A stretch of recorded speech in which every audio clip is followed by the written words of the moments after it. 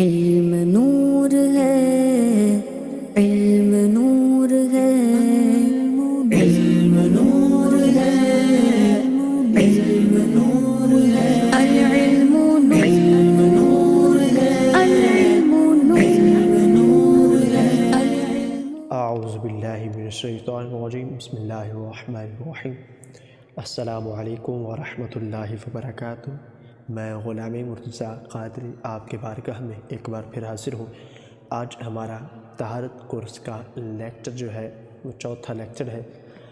آئیے ہم اپنا لیکچر شروع کرتے ہیں، لیکن اگر آپ ہمارے چینل پر نئے ہیں اور ابھی تک ہمارا چینل سبسکرائب نہیں کیا تو جلدی سے ہمارا چینل سبسکرائب کیجیے اور بیل آئیکن کو دبائیے تاکہ ہماری ہر نئی آنے والی ویڈیو آپ تک پہنچ سکے۔ آج کے لیکچر میں ہم جو غسل کے مسائل میں سے، کیونکہ ہمارا طہارت کورس ہے تو غسل کی مرد اور عورت دونوں کے لیے 21 احتیاطیں ہیں، ایسی چیزیں ہیں جن پر توجہ اگر نہ دیں تو ہمارا غسل رہ جاتا ہے، غسل نہیں ہوتا۔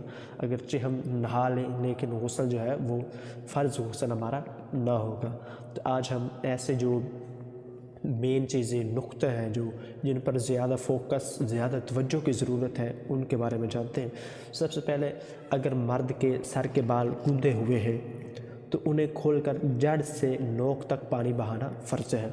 سب سے پہلے کیا ہے، اگر مرد کے سر کے بال ہیں، گوندے ہوئے ہیں، جڑے ہوئے ہیں، تو اب ان کے لیے کیا ہے، مرد کے لیے حکم یہ ہے کہ وہ اپنے بالوں کو کھولے گا اور جڑ سے لے کر بالوں کے سر تک، بالوں کی نوک تک ہر بال پر پانی فرض ہے، بہانا فرض ہے۔ اب عورت پر صرف جڑ تر کر لینا ضروری ہے، کھولنا ضروری نہیں۔ اب عورت کے بال اگر بندھے ہیں، جڑے ہیں، گوندے ہیں، تو اب اس کے لیے کیا حکم ہے کہ عورت اپنے بالوں کی جڑ کو تر کر لے، جڑ کو دھو لے۔ اب بالوں کا مکمل دھونا اس کے لیے ضروری نہیں۔ ہاں، عورت کے لیے اگر چوٹی اتنی سخت گوندی ہوئی ہے کہ بال بے کھولے نہیں دھولے جا سکتے، اگر ان کی جو چوٹی ہے، جو پونی وغیرہ جو بھی باندھتی ہیں عورتیں، اگر اب وہ اس کو نہیں کھولتی تو اس کی اتنی سختی ہے کہ جڑوں تک بھی پانی نہ پہنچے گا، جڑیں بھی ترنا ہوگی، تو آپ اس کے لیے کھولنا ضروری ہو جائے گا۔ اگر کانوں میں بالی یا ناک میں نتھ کا شید سوراخ ہو اور وہ بند نہ ہو تو اس میں پانی بہانا بھی فرض ہے۔ بعض لڑکے ہوتے ہیں، آدمی ہوتے ہیں، مرد حضرات ہوتے ہیں، وہ بھی اپنے شوق کے طور پر جو کہ ناک چھدوا لیتے ہیں، کان چھدوا لیتے ہیں، جو کہ جائز تو نہیں ہے، لیکن عورتوں کے لیے تو بالخصوص یہ صاحب زیور پہنتے ہیں تو ان کے لیے ضروری مسئلہ ہے۔ غور سے سنیے اور سیکھیے گا کہ اگر کانوں میں بال یا ناک میں، کانوں میں بالی یا ناک میں نتھ کا شید وغیرہ سوراخ چکواتی سوراخ موجود ہو، اب اگر وہ بند نہ ہوا ہو تو اس میں پانی بہانا فرض ہے۔ سوراخ کے اندر ذرا سے اگر بندہ انگلیاں کے ساتھ، کسی بھی انگلیاں کے ساتھ پانی ڈال دے گا تو یہ اچھی طرح صاف ہو جائے گا۔ وضو میں صرف ناک کے نتھ کے شید میں، غسل میں اگر کان اور ناک دونوں میں شید ہو تو وہ دونوں میں پانی بہائے، کیونکہ جو غسل ہے، وضو ہے، اس میں آپ نے فقط ناک میں پانی بہانا فرض ہوتا ہے، جبکہ غسل میں تمام بدن پر پانی بہانا فرض ہوتا ہے۔ اس لیے ہم نے کیا کرنا ہے، کان کے سوراخ کو بھی اچھی طرح صاف کر لینا ہے۔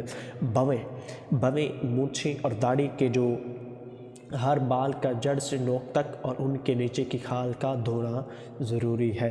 انسان جو مرد ہوتے ہیں، مرد کی بھویں جو ہوتی ہیں، بعض اوقات اتنی بڑی بڑی بھویں آ جاتی ہیں، یا کسی کی بھویں بہت زیادہ ہوتی ہیں، گاڑی ہوتی ہیں تو گھنی بھویں ہوتی ہیں، مونچھیں، داڑھی کے بال وغیرہ جو ہوتے ہیں، ان کا جڑ سے لے کر نوک تک اور ان کے نیچے کی کھال کا دھونا بھی غسل میں ضروری ہے۔ اسی طرح کان کا ہر پرزہ اور اس کے سوراخ کا منہ بھی دھونا ضروری ہے۔ کانوں کے پیچھے کے بال ہٹا کر پانی بہائیں۔ عورتیں کے جس طرح بڑے بڑے بال ہوتے ہیں اور بعض مرد حضرات بھی بڑے بڑے بال رکھتے ہیں، تو ان کے لیے اب کیا حکم ہے کہ وہ اپنے کان کے پیچھے سے بالوں کو ہٹا کر کانوں کا بیک گراؤنڈ والا حصہ جو ہے وہ بھی اچھی طرح صاف کریں۔ تھوڑی اور گلے کا جو جوڑ ہے یہ بہت ہی اہم ہے اور اکثر ہماری اس طرف توجہ نہیں جاتی۔ تھوڑی اور گلے کا جوڑ کہ منہ اٹھائے بغیر نہیں دھو سکتے۔ اب اس کو اسی صورت میں ہی دھویا جاتا ہے کہ اپنا چہرہ اوپر کر لیں، چھت کی طرف چہرہ کریں اور پھر یہاں پر پانی ڈالیں۔ اگر ہمارا چہرہ نیچے ہی رہے تو پھر یہ جوڑ نہیں دھلا جاتا، جوڑ خشک ہی رہ جاتا ہے۔ ہاتھوں کو اچھی طرح اٹھا کر بغلیں بھی دھونا چاہیے۔ اکثر لوگ ہوتے ہیں ان کی توجہ ہی نہیں جاتی بغلوں کی جانب، تو بغلیں بھی اچھی طرح ہاتھ اٹھا کر دھونا چاہیے۔ بازوؤں کا ہر پہلو دھونا چاہیے۔ بازوؤں کی گولائی ہوتی ہے تو اس کو گولائی میں ہر سمت سے اچھی طرح پانی بہانا چاہیے، اچھی طرح دھو لینا چاہیے۔ پیٹھ، کمر کا ہر ذرہ دھونا چاہیے۔ پیٹ کی بلٹیں، بعض اوقات جو لوگ موٹے ہوتے ہیں، جسامت اچھی ہوتی ہے، رب تعالیٰ نے کرم فرمایا، صحت اچھی ہوئی، اب ان کے پیٹ میں بلٹیں پڑ جاتی ہیں جو کہ ان کی نہانے میں آزمائش ہو سکتی ہے، تو بلٹیں اٹھا کر نیچے پانی بہانا ضروری ہوتا ہے۔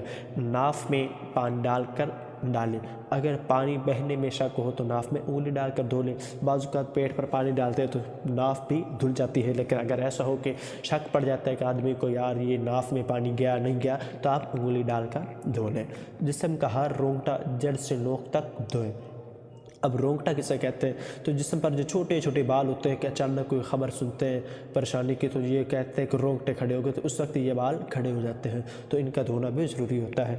ران اور پیڑوں، یہاں ناف کے نیچے کا جو حصہ ہوتا ہے یہ پیڑوں کہلاتا ہے، اس کا جو جوڑ ہوتا ہے یہ بھی دھونا ضروری ہے، یعنی مثانے کا مقام تقریباً یہ ہوتا ہے، تو اس کا بھی دھونا ضروری ہے۔ جب بیٹھ کر نہائیں تو ران اور پٹلی کے جوڑ پر بھی پانی بہانا ضروری ہے، اس کو بھی اچھی طرح توجہ کے ساتھ یاد رکھتے ہوئے بہانا چاہیے۔ دونوں سرین کے ملنے کی جگہ کا خیال رکھیں، خصوصاً جب کھڑے ہو کر نہائیں تو اس وقت دونوں سرین مل جاتے ہیں جس کے سبب پانی نہیں بہہ سکتا، تو جب کھڑے ہو کر آپ یہ نہائیں، غسل کریں تو اس وقت زیادہ سے زیادہ توجہ ادھر دینی چاہیے۔ رانوں کی گولائی اور پنڈلیوں کی کروٹوں پر پانی بہائیں۔ ذکر و انثیین، فوطوں کی نچلی سطح جوڑ تک اور جس کا ختنہ نہ ہوا ہو وہ اگر خال چڑھ سکتی ہو تو چڑھا کر دھوئے اور خال کے اندر پانی چڑھائے۔ تو یہ دوستو چند بہت ہی ضروری باتیں تھیں، بہت ہی اہم باتیں تھیں جو کہ ہم نے آج آپ کے ساتھ شیئر کی، جو آپ کو ہم نے سکھایا۔ امید کرتا ہوں کہ آپ کو یہ ہماری ویڈیو پسند آئی ہوگی، آج کا یہ لیکچر بہت اچھا لگا ہوگا۔ ہو سکے تو اس کو اپنے دوستوں کے ساتھ بھی شیئر کیجیے، کیونکہ ہر مسلمان پر غسل جو ہوتا ہے فرض ہے، غسل کرنا ضروری ہوتا ہے، طہارت شرط ہوتی ہے نماز کے لیے بھی، اور قرآن پاک کی تلاوت کے لیے بھی وضو ہونا اور غسل ہونا ضروری ہے۔ اسی طرح اگر آپ اپنے دوستوں کو شیئر کرتے رہیں گے تو وہ بھی آپ کے ذریعے سے کافی علم دین حاصل کریں گے۔ اب انشاءاللہ اگلی ویڈیو میں ملیں گے، تب تک کے لیے اجازت دیجیے۔ السلام علیکم ورحمۃ اللہ وبرکاتہ۔